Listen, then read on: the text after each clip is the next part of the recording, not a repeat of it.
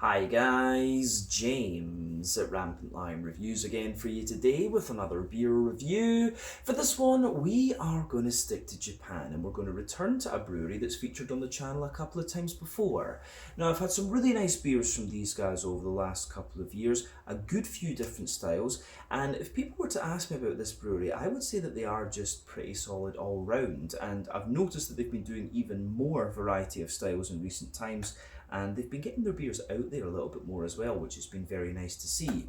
But the beer we're going to have a look at today is a style that I very much enjoy. It's one that you don't see all that often anymore these days, which I think is a little bit of a shame, and it is one that I haven't had too many examples of from Japanese breweries either. So yeah, needless to say, I'm very curious to see what this one's going to have in store for us. Hopefully it's another good beer. Hopefully it makes for an interesting review, and as always, I hope that you guys watching enjoy my take on this one as well. So yeah, for this review then, we're going to head a little bit to the north of me here in Osaka up to Shiga Prefecture. To be specific, we're going to go to Omihachiman City, which is on the eastern side of Lake Biwa, and that means that we're going to have a look at another beer from the wonderful Two Rabbits Brewing Company. So this particular beer is called the Dark Rabbit. It comes in at 6.5% ABV, and this one is a black IPA. So yeah, I think I bought this beer when I was in Japan at Christmas time, so this one has been sitting in the can a little bit, but I think black IPAs always mellow out really nicely if you just let them sit for a wee while, so I don't think the little bit of age on this can should be too much of an issue. But yeah, my first black IPA from Two Rabbits Brewing Company, and I've only had a couple of black IPAs over the years from Japanese breweries. From what I can remember, Mino Beer is the one that comes to mind first off, and I think there's been one or two others. But yeah, let's crack on with this one then and see how we go on. The Dark Rabbit, 6.5% black IPA from Two Rabbits Brewing in Omihachiman City, Shiga Prefecture here in Japan. So, as always with my reviews, I'll tell you a little bit about the brewery before we taste the beer. If you want to get straight to the tasting though, just fast forward. All the usual links can be found in the video description below. That's the brewery website, the link to my other reviews that I've done from Two Rabbits Brewing Company before, and we will no doubt add more to that list at some point in the near future. But there's all the usual social media down there. If you want to see more reviews, do please consider subscribing to the channel. The support that you give is massively appreciated, and remember, you can go into the channel homepage and search for beer using the geography tagging system. So just go in there, use the little search bar, put in your hometown, state, county, province, whatever you like. If I've reviewed beers from the area that you search for, they will pop up. Failing that, you can check out the playlist of beers from different countries. You'll find this one in the Japanese playlist along with a number of other things. That's being added to quite regularly, of course, because I'm based out here in Asia now. But do make sure you check out the playlist of beers from other countries as well, because there are some very interesting things on the channel these days.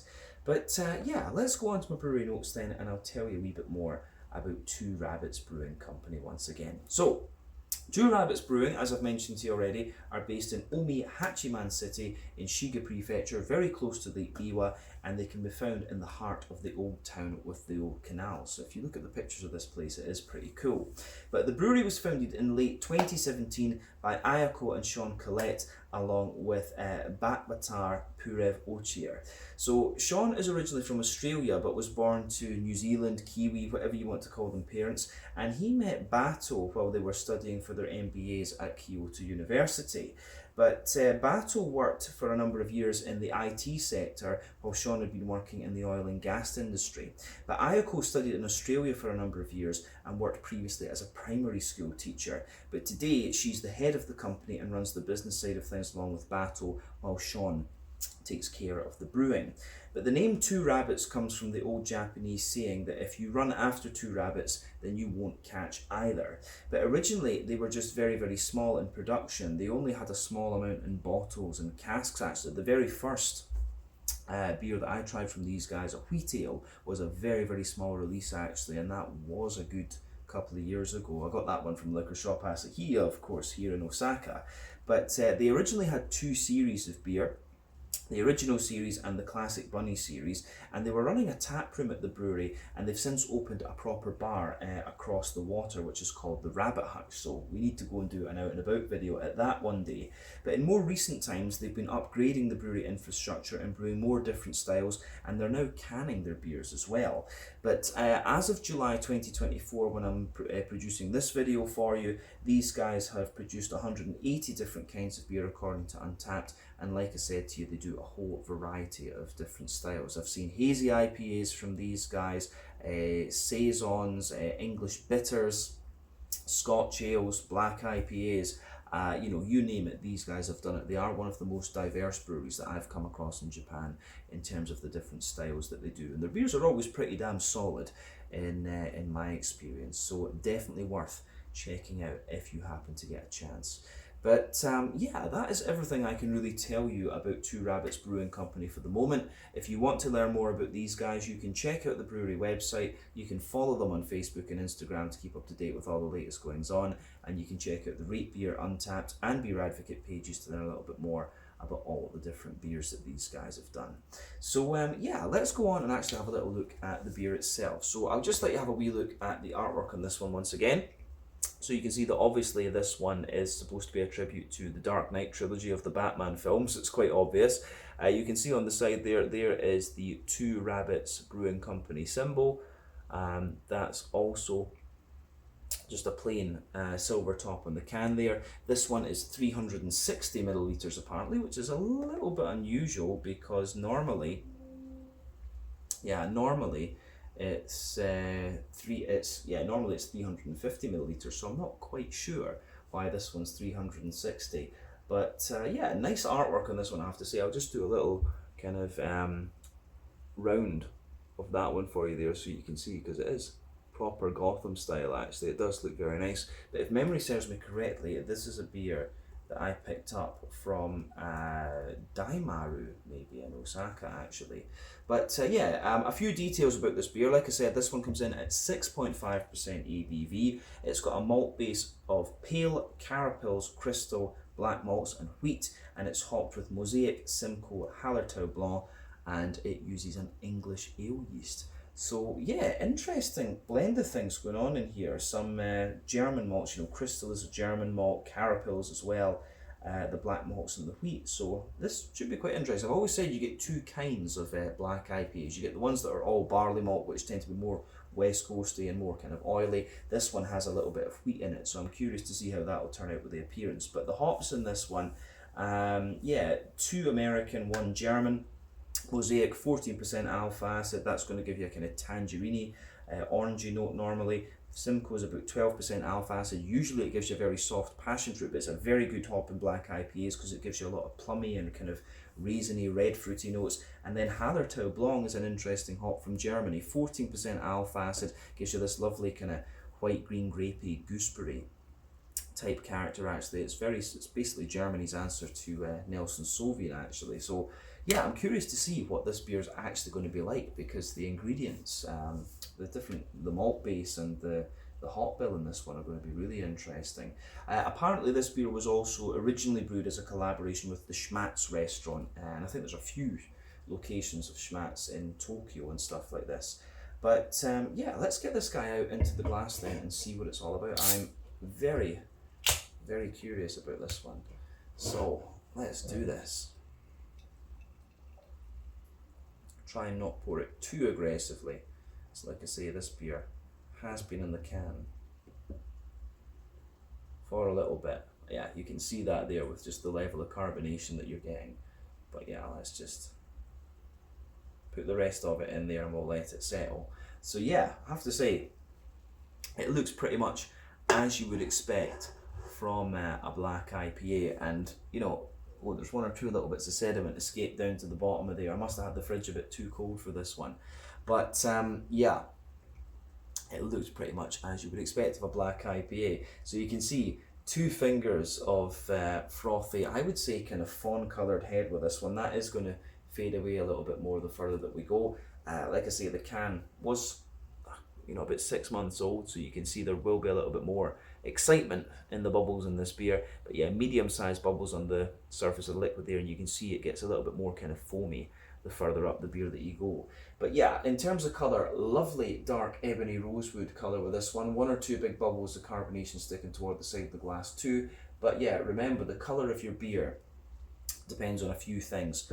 One, the type of malts that you use. This goes a long way to determining your EBC rating. Two, length of your wort boil is also going to play a role, because the longer you boil the wort, the more the sugars caramelise, and thus you get a darker colour of beer. Any barrel aging that you do or adjuncts you put into the beer will affect the colour of it as well. But when it comes to black beers, especially ones that have got these very dark malts in them, it's quite difficult to affect the colour of the beer with barrel aging and stuff like this.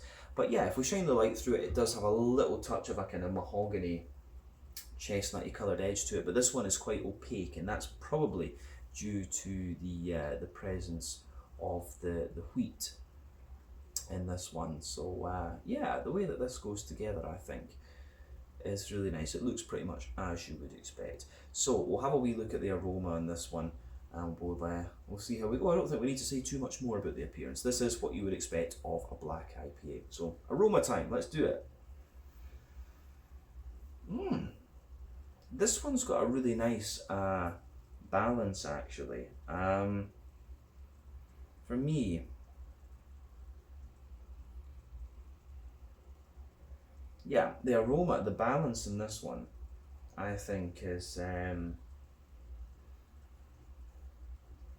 balance in this one's really interesting, because it's it has a little bit more breadiness, as you'd expect of one of the more New Englandy, East Coasty type black IPAs, but it's also got the kind of sweet character that you'd expect of the more old school West Coast black IPAs. So yeah, this really is quite interesting, actually, from that perspective. Yeah, the green component is kind of what you'd normally expect. You've got some lovely fruity character in here as well. But I think this is going to be quite an enjoyable beer. You know, after 4,000 odd reviews, you want things that are going to test your palate and have a bit of complexity and stuff to them. And I think this beer is going to deliver on that. So yeah,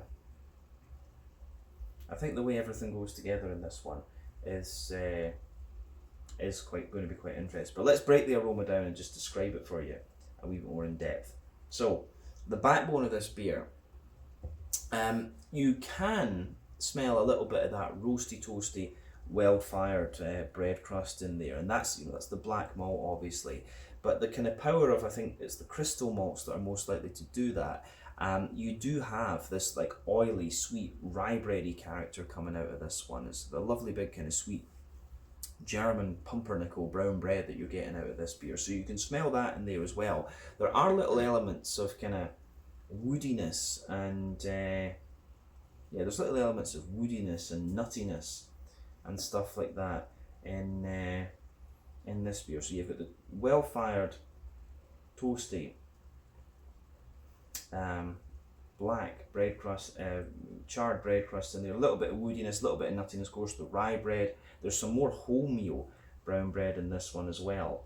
But then on top of that, you're starting to get like a more roasty, toasty, brown sugary character to this beer too. So that's really quite nice in this one, I have to say that. I like the way the brown sugar comes out of this beer. So in that brown sugary part of the beer, you've got a little bit of you've got a little bit of, you know, you've got a little bit of toasty base in there. Then above that, you've got a more kind of chewy, sweet caramel to this one. There's not really much in the way of leathery brown sugar coming out of this beer, in honesty. And usually when you get more leathery brown sugary characters, that's an indicator of a slightly longer wort boil. I'm not sure how common that is to use in black IPAs, in all honesty, because you don't find that many of these on the market anymore. But yeah, with this one, there's a little touch of that leathery brown sugar in there. You've got toasty brown sugar, as I say, sweet caramel in there, and then you've also got a nice little bit of there's a nice little bit of McVitie's digestive biscuity character to this one as well, which I think is really nice. So yeah, all in all, for me, the with this one, you do get a little bit. You get a little bit of that dry. There's carapils in this one, obviously, as we said earlier, but you get a little bit of that dry pilsner. You do get that little bit of kind of dry pilsner malty character coming out of this one too, at the top of the nose at the back. So yeah, the way that all of that kind of goes together, I think, is quite interesting in this one. So it gets a thumbs up from me. The malty side of this beer is really nice, and for me, when it comes to black IPAs, I do like the ones that are a little bit more brown sugary leaning. And I always used to say actually that I thought black IPAs were better in imperial form, but you know, most of the black IPAs I was having before were just, you know, like pale malt and black malt. They were just a bit plain. I think you need a little bit of sweetness, a little bit of brown sugar in these beers to really get the best out of them, in all honesty. But yeah, as I say, that's the malty and yeasty side of the beer covered aroma wise. Let's look at the green component and the fruity side of things.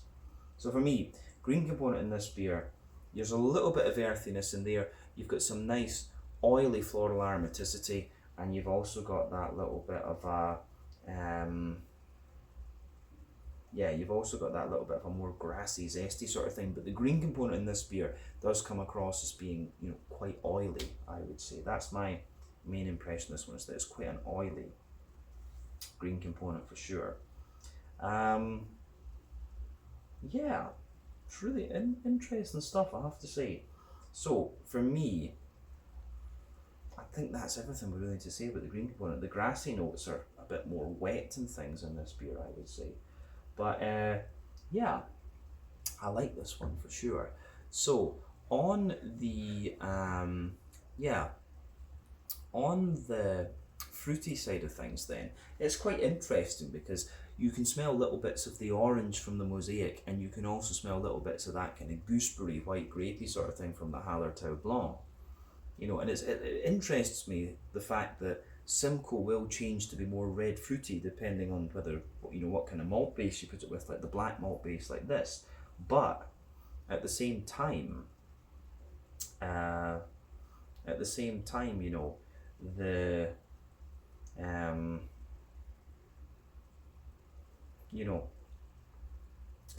the Mosaic and the Hallertau Blanc seem to stay the same. It's quite unusual, actually. I wouldn't have thought that. But on the fruity side of things, as I say, you do get a little bit of that tangerine orange from the Mosaic. Like, that comes out. You can smell the white, green, grapey, gooseberry-like character that you're going to get from the Hallertau Blanc. But the Simcoe is giving you this lovely sort of, you do get like a, I don't know if plum is the right word, there's like a kind of black curranty note to this one. Figs for sure. Yeah, figgy, black curranty. I say, I don't know if there's a juicy plummy character to this one, but all in all, I think the way it goes together is really nice. It's a thumbs up for me. The aroma of this beer is quite interesting. It's certainly kind of piqued my interest, and yeah, lovely artwork, Batman imagery and all that. Can't really complain about this beer at all so far, but I think it is about time that we taste this one then and see what it's all about. So like I say, this is the Dark Rabbit, 6.5% ABV from Two Rabbits Brewing in Omihachiman, Shiga Prefecture here in Japan. Slàinte, skål, cheers, kanpai.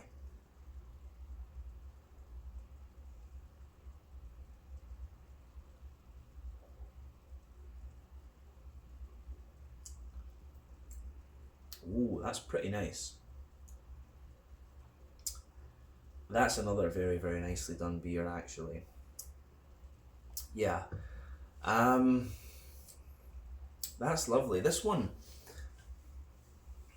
it actually finds a really nice balance. Like, it's got a few different facets to the flavour. It's kind of sweeter in the beginning, more bready in the middle, and then it kind of sweetens up and mellows out at the end. It gives you a wee bit of dryness as well.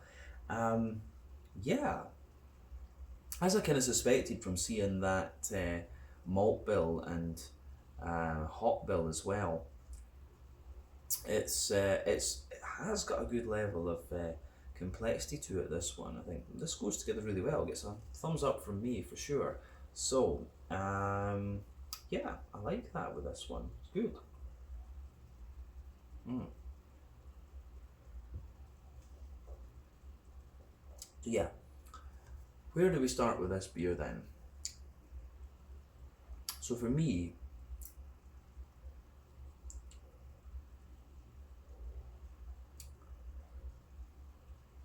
it gives you everything you want from the style. You've got the roastiness in there, you've got the nice breadiness, you've got that little bit of sweetness, you have juicy fruits in there, and you do have a wee bit of green component to this one. Obviously this beer is a little bit older, so it's kind of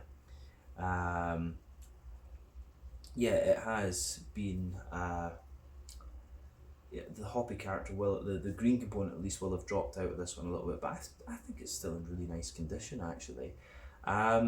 Yeah, so let's break this beer down and describe that flavour more in depth for you. Middle third of the palate, as we always start with. The backbone of this beer, you've got that roasty, toasty, well-fired, kind of charred bread crusty character to it. The further forward that you go in that middle third of your palate, you can feel there's a little bit of woodiness just creeps out of the beer. So I like that with this one. Yeah.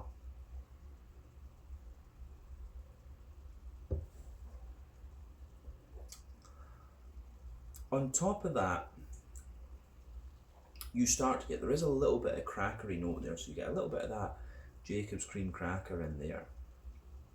And then you have a nice kind of oily rye bready character to the beer as well.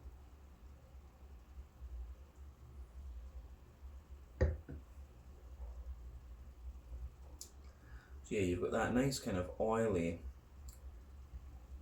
rye bready note coming out of the beer. And it is very, yeah, the bready character in this one is very German. I have to say, I miss the German bakeries. I used to live in Heidelberg, of course, and yeah, I do miss going to the German bakery and getting the pretzels and all this kind of stuff. So you've got this lovely German rye bready backbone to this beer with the charred bread crust behind it. And then above that, you get a kind of slightly sweeter wholemeal, like pumpernickel type brown bread coming out of this one. And I would say that within that more wholemealy brown bready character, that's when you start to get a wee touch of nuttiness out of this beer. I'd say that's the layer that comes out in.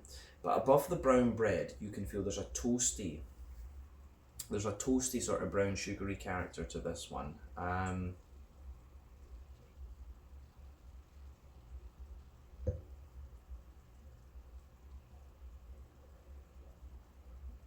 Yeah, more of a toasty brown sugary character from the base. So yeah, toasty brown sugars in there. Then on top of that, yeah, you've got the toasty brown sugar in there. Then you've got a kind of circle in the middle of your palate there where there's a slightly more like leathery and dry brown sugary component to the beer. And then in the dead centre of your palate, you've got a more kind of, yeah, you've got a more sweet, oily, caramelly note to this one. I don't know if it goes as far as treacle and molasses with this beer. So it's oily caramel in the middle, that's going to be the booziness out of the beer. 6.5% is not that boozy for a black IPA. In all honesty, it's kind of like normal. You can take these beers up to 8%. You get a lot more sweetness out of them as well. And that's, 8% is double IPA territory, of course. But yeah, sweet oily caramel in the middle, a bit more of a toasty caramel underneath, and as I say, there's a bit of a leathery character to this one too. Maybe a very slight hint of like McVitie's digestive biscuit too. But yeah, if you go further back on that middle third of the palate as well, you're going to get a little bit of like dry kind of Pilsner malty character coming out of the beer also. So yeah, the way that pieces together, I think, is quite interesting. So yeah, that gets a thumbs up from me. Yeah, I think that's everything we need to say about the middle third of your palate in this beer. Let's go to the back third of your palate then. As I've often said, the back third of your palate will give you very similar flavours to the middle third of your palate, just at different intensities. And generally speaking, sweeter flavours come out further forward on the palate, more dry and bitter flavours come out further back.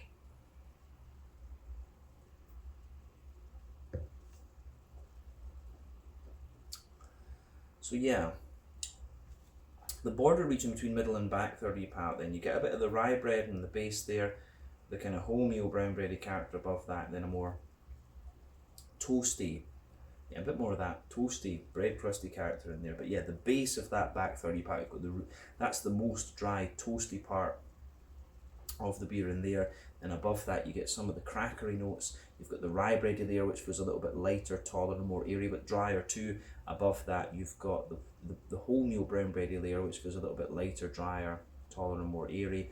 And then above that you can feel some of the drier aspects of the brown sugar and the Pilsner malt dryness just creeping over the top of that. And then it's all about the yeastiness in this beer. So yeah, let's have a little look at the yeasty side of the beer.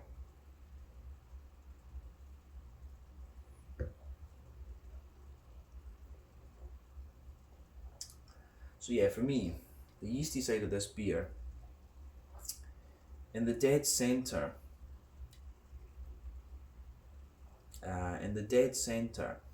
of that yeasty character, yeah, you get a bit more of that rye bready note, then it's a sweeter wholemeal bready character around it, and then yeah, it is a little bit more of a kind of toasty brown bready bread crust there. It's almost got a little bit of a crackery character to it as well, the yeasty side of things. But like I say, that all sits on top of that back third of your palate, and definitely you can feel the back third of your palate, the flavour is taller. Then as you move further forward into the middle third of your tongue, it just kind of condenses down and squashes together that little bit more. So the way that that goes together is also very nice in this beer. Yeah, so on the hoppy side of things then, the back corners of your palate, for sure, there's a nice little bit of earthiness in there. As you move further forward, you've got a little bit of herbal character too, and then further forward, it's you start to get a wee bit, the earthiness in there is going to come from the mosaic in this beer, of course, but yeah, as you move further forward, you start to get more and more kind of floral aromaticity out of this one. It's almost a little touch spicy actually on that on the kind of sides of your palate there, and as you reach the front corners of your tongue, I just saw a mosquito, so I need to get it if it comes close to me in the video. But yeah, around the front curve of your palate, you can feel there's a nice little bit of a lighter grassy sort of thing in there, and it's interesting because the grassiness in this beer is quite noble and German, and that's the funny thing about the German hops, is no matter how high you go in alpha acid, the grassy and light earthiness that you get out of those and the herbal notes are still very distinctly present. So Hallertau Blanc will give you lovely noble characters, but then the big New Zealand American type fruitiness, which is very interesting. But yeah, I think we've covered the green component. A little bit of floral spice, nice kind of grassy note in there, and then a wee bit of earthiness and things. So the way that that goes together in this one is very, very nice. Big thumbs up for me for the green component. Let's look at the front third of your palate then, and the fruity side of things to round off the flavour section of the video. So the border region between front third and middle third of your palate, you get that nice little bit of bready build up in there. So you've got the rye bread in the base, the wholemeal brown bread, and then a wee bit of the kind of more bread crusty character at the top there. But then yeah, the base of that front third of your palate, yeah, the charred bread crust again, the bit of cracker, sweeter rye bread, the wholemeal brown bread. Then you can feel a little bit of the toasty brown sugar, but then yeah, you get that nice oily bubble where the juicy fruity esters roll the way out of the beer. So let's look at the fruity side of things then.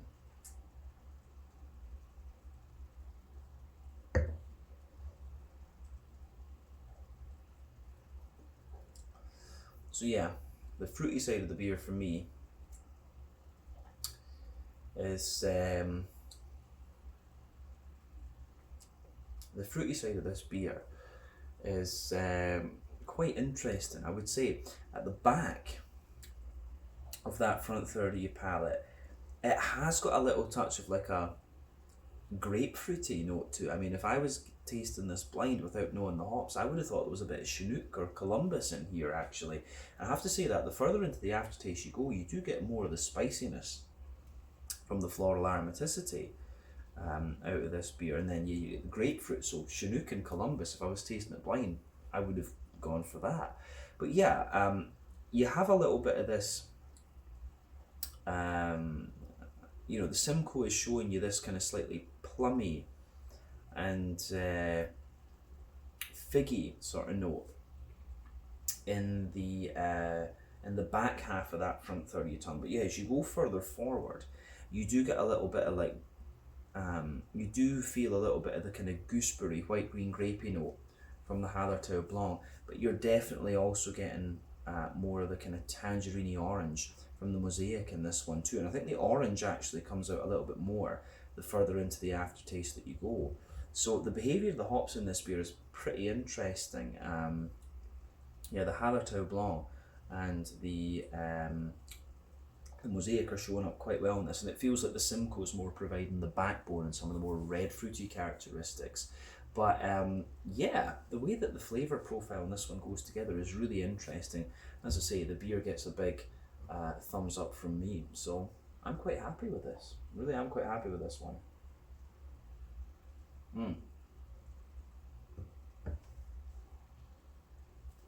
So,